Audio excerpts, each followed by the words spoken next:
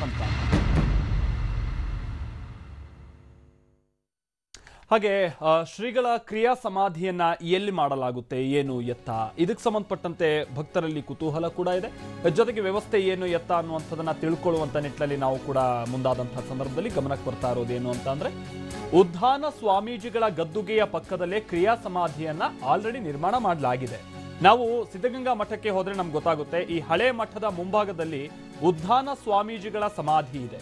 ಆ ಸಮಾಧಿಯ ಪಕ್ಕದಲ್ಲೇ ಸಿದ್ಧಗಂಗಾ ಶಿವಕುಮಾರ ಶ್ರೀಗಳ ಕ್ರಿಯಾ ಸಮಾಧಿ ಕೂಡ ಹಲವು ವರ್ಷಗಳ ಹಿಂದೆನೆ ನಿರ್ಮಾಣ ಆಗಿತ್ತು.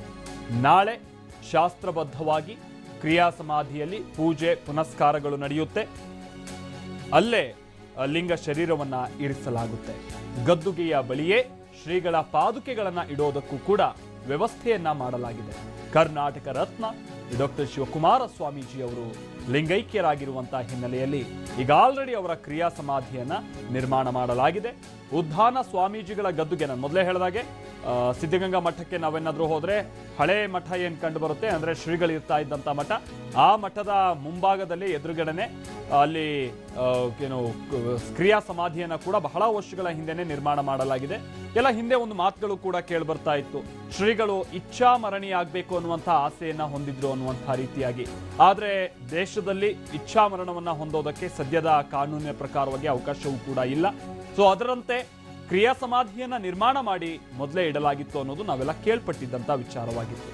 ಶ್ರೀಗಳ ಅಂದ್ರೆ ಡಾಕ್ಟರ್ ಶಿವಕುಮಾರ ಶ್ರೀಗಳ ಹಿಂದಿನ ಶ್ರೀಗಳಾಗಿದ್ದಂಥವರು ಉದ್ಧಾನ ಶ್ರೀಗಳ ಪಕ್ಕದಲ್ಲೇ ಇರುವಂತ ಕ್ರಿಯಾ ಸಮಾಧಿಯನ್ನ ನಾವಿಲ್ಲಿ ಗಮನಿಸ್ತಾ ಇದ್ದೀವಿ. ಇತ್ತೀಚಿನ ಕೆಲ ವರ್ಷಗಳ ಹಿಂದೆ ನಿರ್ಮಾಣ ಮಾಡಲಾಗಿರುವಂಥ ಒಂದು ಕ್ರಿಯಾ ಸಮಾಧಿ ಇದು. ನಾವು ಕೂಡ ಈ ಹಿಂದೆಯೂ ಕೂಡ ಕೆಲ ಸ್ವಾಮೀಜಿಗಳು ಲಿಂಗೈಕ್ಯರಾದಂಥ ಸಂದರ್ಭದಲ್ಲಿ ಗಮನಿಸೋದಾದರೆ ಹೇಗೆ ಬಹಳ ಶಾಸ್ತ್ರಬದ್ಧವಾಗಿ ಅವರ ಏನು ಅಂತಿಮ ಕ್ರಿಯೆಗಳೆಲ್ಲ ಹೇಗೆ ನಡೆಯುತ್ತೆ ಶಿವೈಕ್ಯರಾದಂಥ ನಂತರದಲ್ಲಿ, ಅದೇ ರೀತಿಯಾದಂಥ ಕ್ರಿಯೆಗಳು ಅಥವಾ ಪಾಲನೆಗಳು ನಾಳೆನೂ ಕೂಡ ನಡೆಯುತ್ತವೆ.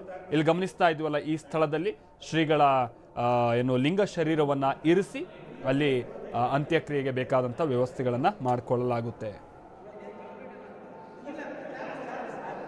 ಹಾಗಾದ್ರೆ ಈ ಕ್ರಿಯಾ ಸಮಾಧಿ ಹೇಗಿದೆ, ಯಾವಾಗ ಇದನ್ನ ನಿರ್ಮಾಣ ಮಾಡಲಾಗಿದ್ದು, ಯಾವ ರೀತಿಯಾದಂಥ ಆಚರಣೆಯನ್ನ ಈ ಕ್ರಿಯಾ ಸಮಾಧಿಯ ಬಳಿ ಲಿಂಗ ಶರೀರವನ್ನ ಇರಿಸುವಂತ ಸಂದರ್ಭದಲ್ಲಿ ಪಾಲನೆ ಮಾಡಲಾಗುತ್ತೆ, ಈ ಎಲ್ಲ ವಿಚಾರಗಳಿಗೆ ಸಂಬಂಧಪಟ್ಟಂತೆ ನಮ್ಮ ಪ್ರತಿನಿಧಿ ರೆಹಮತ್ ಕಂಚುಗಾರ್ ಸ್ಥಳದಿಂದ ನಮಗೊಂದು ಪ್ರತ್ಯಕ್ಷ ವರದಿಯನ್ನ ಕೊಟ್ಟಿದ್ದಾರೆ. ನೋಡ್ಕೊಂಬರೋಣ ಬನ್ನಿ.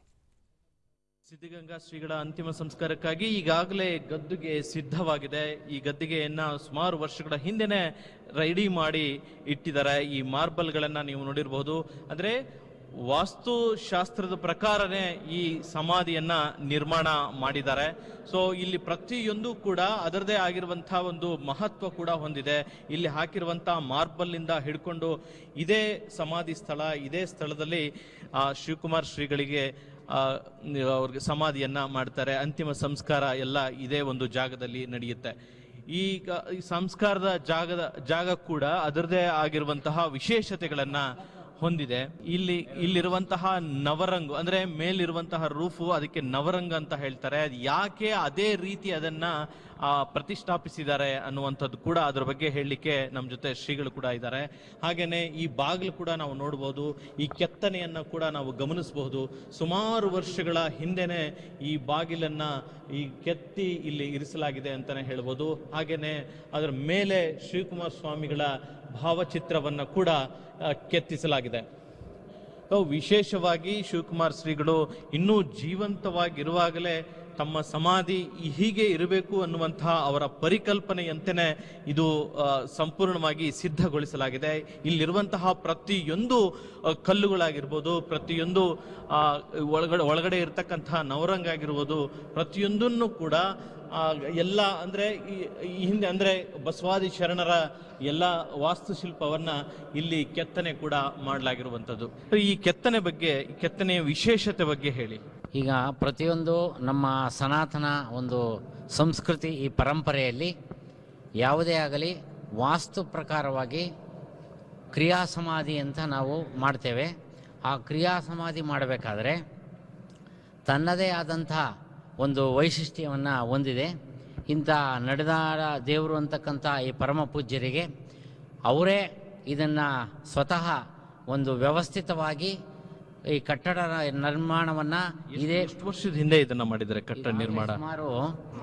ಸುಮಾರು 10-15 ವರ್ಷಗಳ ಹಿಂದೆನೆ 10-15 ವರ್ಷ ಹಿಂದೆನೆ ಈ ಕಟ್ಟಡವನ್ನು ಅವರು ಪ್ರಾರಂಭ ಮಾಡಿ ಪ್ರತಿಯೊಂದು ಕೂಡ ಈ ಶರಣ ಪರಂಪರೆಯಲ್ಲೇ ನಮ್ಮ ಒಂದು ಕ್ರಿಯಾ ಸಮಾಧಿ ಅಂತ್ಯ ಸಂಸ್ಕಾರ ಆಗಬೇಕು ಅಂತ ಈ ಒಂದು ಅವರು ಇದನ್ನು ಗದ್ಗೆ ರೂಪದಲ್ಲಿ ಇದನ್ನು ಪ್ರತಿಷ್ಠಾಪನೆ ಮಾಡಿದ್ದಾರೆ. ಅವರೇ ಕೂಡ ಎಲ್ಲ ಒಂದು ಚಿತ್ರಣವನ್ನು ಇದೇ ಕ್ರಮದಲ್ಲಿ ಇರಬೇಕು.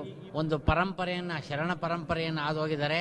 ಈ ಧರ್ಮದ ಪರಂಪರೆ ಯಾರು ಆದೋಗಿದ್ದಾರೆ ಅಂತ ಧರ್ಮ ಪರಂಪರೆಯಲ್ಲಿ ಬಂದಿರತಕ್ಕಂಥ ಬೇಡರ ಕಣ್ಣಪ್ಪ ಮತ್ತು ಬಸವಾದಿ ಶರಣರು ಅಕ್ಕಮಾದೇವಿ, ಅಲ್ಲಮಪ್ರಭು ಮತ್ತು ಚನ್ನಬಸವಣ್ಣ ಎಲ್ಲ ಕೆತ್ತನೆಯ ಒಂದು ಶರಣ ಪರಂಪರೆಯ ಕೆತ್ತನೆಯ ರೂಪದಲ್ಲಿ ಈ ಬಾಗಿಲು ನಿರ್ಮಾಣವಾಗಿದೆ.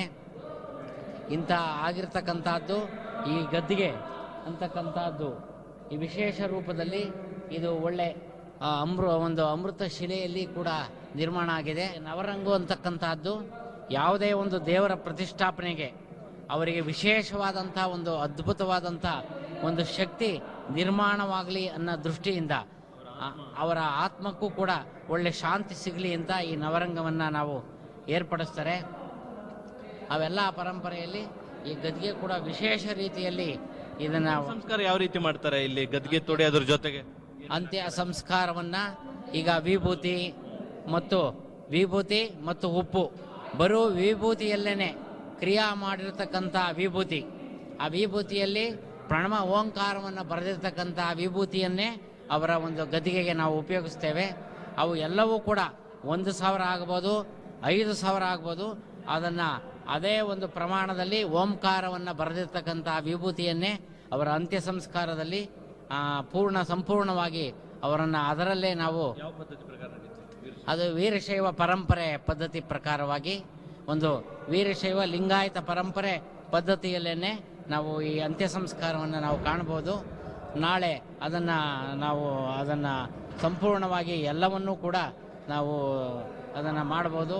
ಎಲ್ಲ ಪರಮ ಪೂಜ್ಯರು ಎಲ್ಲರೂ ಕೂಡ ವಿವಿಧ ಮಠಾಧೀಶ್ವರರು ಮತ್ತು ನಾಡಿನ ಎಲ್ಲ ಗಣ್ಯ ವ್ಯಕ್ತಿಗಳು ಸಹಸ್ರ ಕೋಟಿ ಸಂಖ್ಯೆಯಲ್ಲಿ ಭಕ್ತಾದಿಗಳು ಕೂಡ ಈ ಒಂದು ಕಾರ್ಯಕ್ರಮದಲ್ಲಿ ಪಾಲ್ಗೊಳ್ತಾರೆ. ಇಂಥ ವಿಶೇಷವಾದಂಥ ಒಂದು ವ್ಯವಸ್ಥೆ ಇದನ್ನು ನಾವು ಹಮ್ಮಿಕೊಂಡಿದ್ದೀವಿ. ತಾವೆಲ್ಲರೂ ಕೂಡ ಇದಕ್ಕೆ ಭಾಗವಹಿಸಿ ಕೃತಾರ್ಥರಾಗಬೇಕೆಂದು ನಾವು ಕೇಳ್ಕೊಳ್ತೀವಿ. ಸಮಾಧಿ ಸಲುವಾಗಿ ಎಲ್ಲಾ ರೀತಿಯ ಸಿದ್ಧತೆಗಳನ್ನ ಅಂದ್ರೆ ರೆಡಿಗಿಡ್ಲಾಗಿದೆ.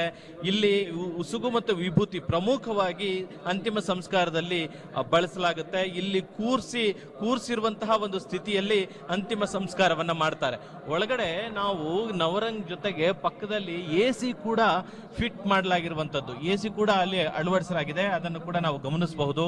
ನಾಳೆ 3 ರಿಂದ 4 ಗಂಟೆಯ ಒಳಗಾಗಿ ಈ ಒಂದು ಅಂತಿಮ ಸಂಸ್ಕಾರದ ವಿಧಾನಗಳನ್ನ ಪೂರ್ಣಗೊಳಿಸುವಂತಹ ಒಂದು ಸಾಧ್ಯತೆ ಇದೆ. ಅದು ವೀರಶೈವ ಪರಂಪರೆಯ ಮೂಲಕ ಈ ಒಂದು ಅಂತಿಮ ಸಂಸ್ಕಾರವನ್ನ ನಡೆಸುವಂತಹ ಸಾಧ್ಯತೆ ಇದೆ.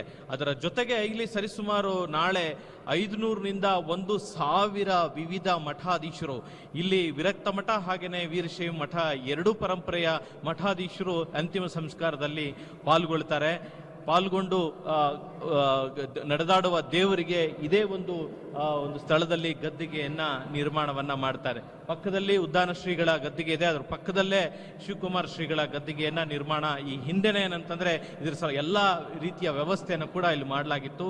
ಸೊ ಅವರ ಒಂದು ಕನಸಿನಂತೆಯೇ ಇದೆಲ್ಲವನ್ನ ಇಲ್ಲಿ ರೆಡಿ ಮಾಡಿದ್ದಾರೆ. ಸೊ ಹೀಗಾಗಿ ನಾಳೆ 4 ರಿಂದ 5 ಗಂಟೆ ಒಳಗಾಗಿ ಈ ವಿಧಾನಗಳನ್ನ ಸಂಸ್ಕಾರಗಳನ್ನ ಅಂತಿಮ ಸಂಸ್ಕಾರಗಳನ್ನ ಎಲ್ಲ ಪೂರ್ಣಗೊಳಿಸಲಾಗುವುದು ಅನ್ನುವಂತಹ ಒಂದು ಮಾಹಿತಿ ಇದೆ. ಕ್ಯಾಮ್ರಾಮನ್ ಶ್ರೀಕಾಂತ್ ಜೊತೆ ರಹಮತ್ ಕಂಚಗಾರ್, TV9 ತುಮಕೂರು.